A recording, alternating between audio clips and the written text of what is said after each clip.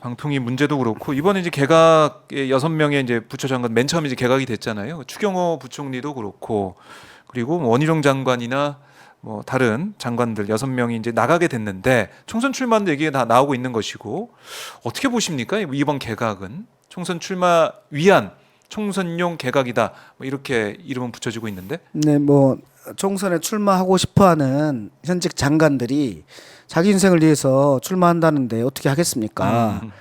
그것은 뭐 그럴 수 있다고 봐요. 네. 문제는 본인들이 무슨 명분으로 나올까? 예를 들면 네, 법무부 장관 잘했으니까, 네. 국토부 장관 잘했으니까, 기재부 장관 잘했으니까 이렇게 나오나?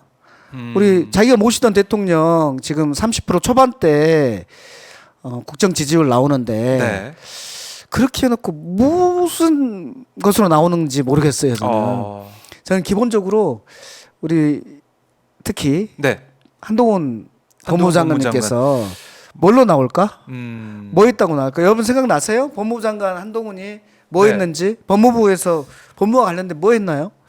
법무부 업무보다는 이제 국회 와가지고 야당 의원들하고 설전 벌이고 이런 거밖에 없는 것 같은데. 그 설전도 다 저는 정치한 것 같습니다. 아. 지금 정치를 했다. 네.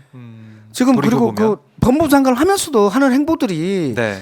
다 정치 행보지 법무부 장관으로서 행보가 아니에요. 그러니까 대구 갔다, 대전 갔다, 울산 갔다 이렇게 했는데 뭐 네. 물론 이제 법무부 관련 업무는 있었다고 하는데 거기에 나오는 발언, 뭐 대구 시민 존경한다, 뭐 첫째, 둘째, 셋째 이렇게 얘기하는 것도 그렇고 대전 가서도 그렇고, 그러니까 워딩 하나 하나가 이게 법무부 장관 워딩은 아닌데 이런 생각 많이 하게 되죠.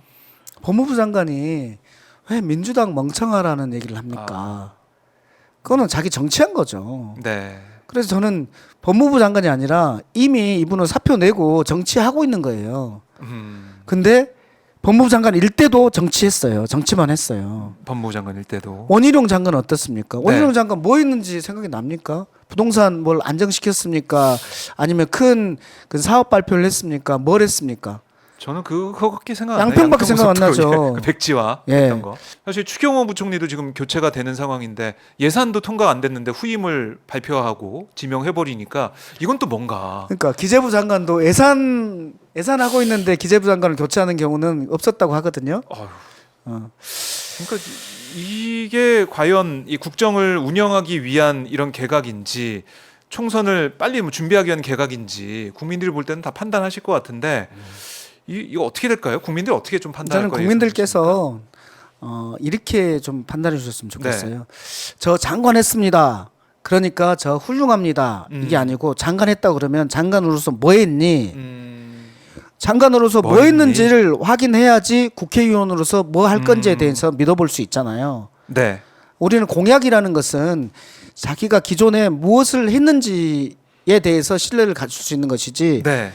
앞에 뭘 할 것인지는 기존에 과거에 그 자리에 있을 때 뭘 했는지를 보고 판단해야 한다는 거예요.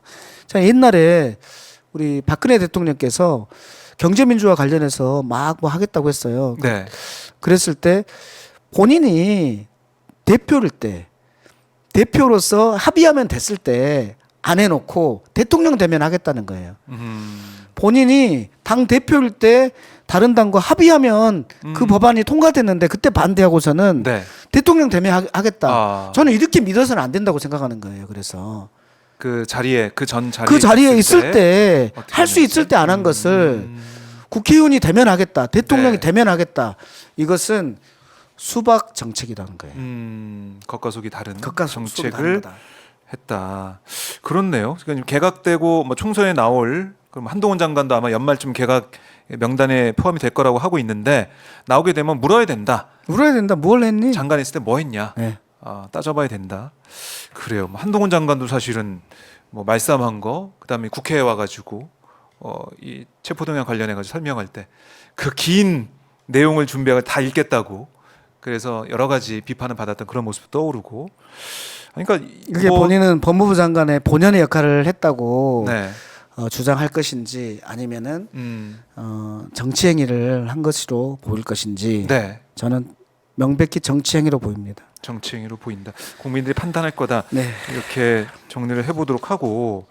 자, 그럼 이준석 전 대표도 뭐 요즘 창당 얘기도 막 시끄럽기도 한데 이건 좀 어떻게 보고 계십니까? 의원님? 저는 이준석 대표는 재밌어요. 재밌다. 이준석 대표 얘기하는 것이 네. 굉장히 화려해요. 화려하고 아. 막 다다다다 말하시잖아요. 예. 굉장히 머리 좋은 것 같아요. 아 머리 좋다. 예, 예. 그래서 재밌다. 재밌다. 정치 엔터테이너 같다. 네. 정치 엔터테이너 같다. 네, 음. 문제는 이준석 대표가 네. 어떤 대한민국을 만들어 가려고 하는 건지 우리 국민들이 민생과 관련해서 어떤 정책을 하려고 하는 건지 네. 이런 것 관련해서 전혀 그림이 그려지지 않아요. 음. 그러니까 저는 이준석 대표 하면 생각나는 게 네. 옛날 이대남 중심으로 해서 아. 여가부 폐지 그렇죠. 이런 것만 생각이 나서 음.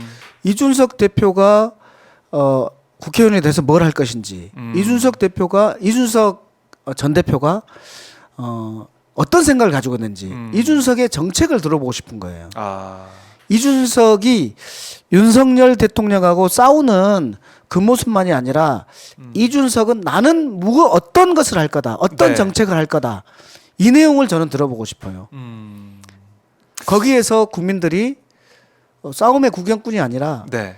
이준석의 정치로 인해서 내 삶이 어떻게 바꿔질까 이것을 고민해야죠. 그래서 고민- 이준석과 윤석열의 싸움이 네. 재밌긴 한데 이것이 내 삶하고 무슨 관계가 있어요.